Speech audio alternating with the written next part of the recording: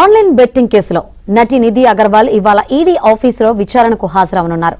Online betting platform ను ప్రచారం చేసినట్లు నిధి అగర్వాల్ పై ఆరోపణలున్నాయి. ఈ కేసులో మనీ లాండరింగ్ కోణంలో ఈడీ దర్యాప్తు చేస్తోంది.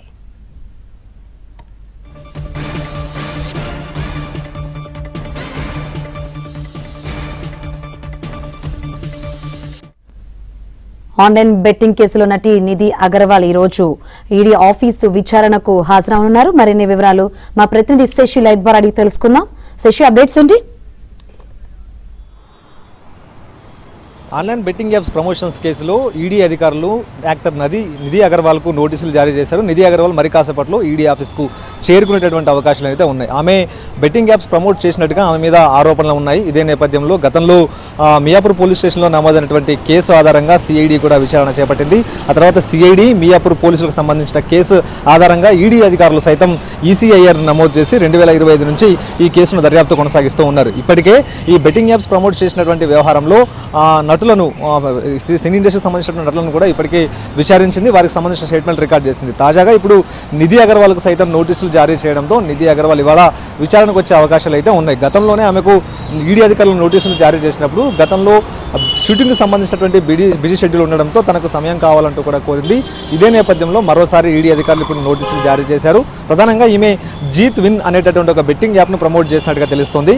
ఈ బెట్టింగ్ యాప్ ప్రమోషన్ కోసం నిధి అగర్వాల్ డబ్బులు ఏ విధంగా తీసుకుంది అన్న అంశాల గురించే ప్రధానంగా ఇప్పుడు ఈడీ అధికారులు ఫోకస్ చేయబోతూ ఉన్నారు. అయితే మనీ లాండరింగ్ కోణంలో ఈడీ అధికారులు దర్యాప్తు కొనసాగిస్తున్నారు. అయితే వీరికి బెట్టింగ్ యాప్ ప్రమోషన్ ద్వారా వచ్చినటువంటి డబ్బులన్నిటి కూడా వివిధ దేశాల నుంచి ఈ డబ్బులంతా కూడా అక్రమంగా వచ్చాయా లేకపోతే సక్రమైన మార్గంలోనే వచ్చాయా, ఇందులో ఏదైనా మనీ లాండరింగ్ కోణం ఉందా అనేటటువంటి అంశాల గురించి ఈడీ అధికారులు ఆరా తీయబోతున్నారు.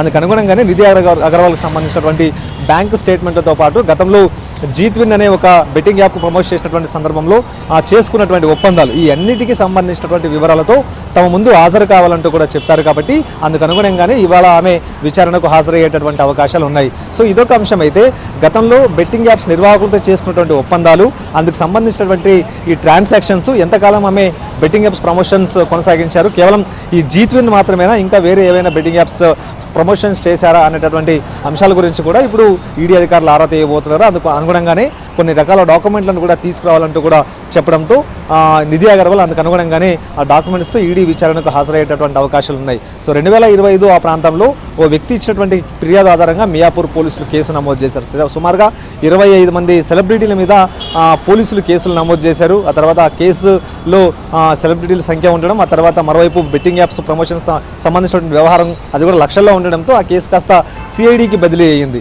సిఐడి విచారణ కొనసాగుతున్నటువంటి సందర్భంలోనే ఈ బెట్టింగ్ యాప్స్ నిర్వాహకులు ఈ డబ్బునంతటిని కూడా యాప్స్ ప్రమోషన్ చేయడానికి వివిధ మార్గాల ద్వారా మళ్లించారంటూ ఈడీ అధికారులు భావించి అందుకు అనుగుణంగానే ఈడీ కూడా ఈ కేసులో ఎంటర్ అయింది. ఇప్పటికే దగ్గుబాటి రాణాతో పాటు ఆ తర్వాత ప్రకాష్ రాజ్, మంచు లక్ష్మిలను ఈడీ అధికారులు విచారించారు. ఇప్పుడు తాజాగా నిధి అగర్వాల్ను సైతం విచారించాలంటూ కూడా భావించారు. కాబట్టి అందుకు అనుగుణంగానే నోటీస్ ఇచ్చారు. మరి ఆమె విచారణకు వస్తుందా లేదా అన్నది మరి కాసేపట్లో క్లారిటీ రానుంది.